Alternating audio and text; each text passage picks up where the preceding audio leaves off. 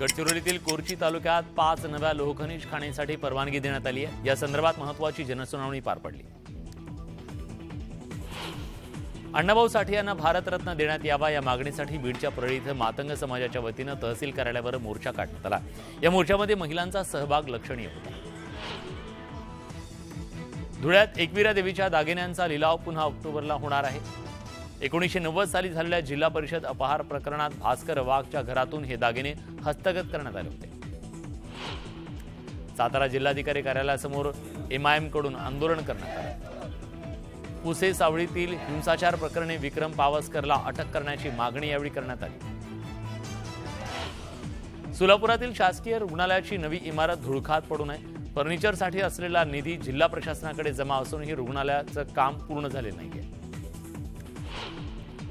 Boys 4 सिनेमातील गाव सुटना हे गाणं प्रदर्शित झालंय। या गाण्याला काही दिवसात 3.5 मिलियन व्ह्यूज मिळाले। येत्या 20 ऑक्टोबरला सिनेमा प्रदर्शित होतोय।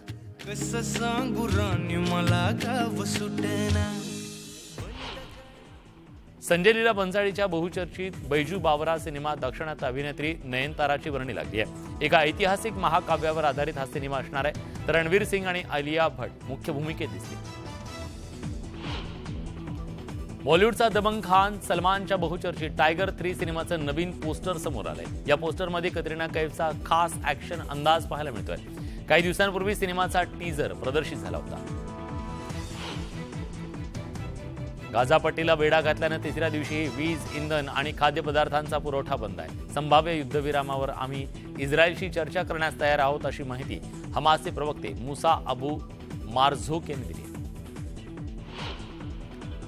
न्यूयॉर्कच्या इस्रायल दूतावासाबाहेर पॅलेस्टाईन समर्थकांनी शांततापूर्ण निदर्शनं केली। युद्ध लवकर संपवा अशी मागणी समर्थकांनी केली।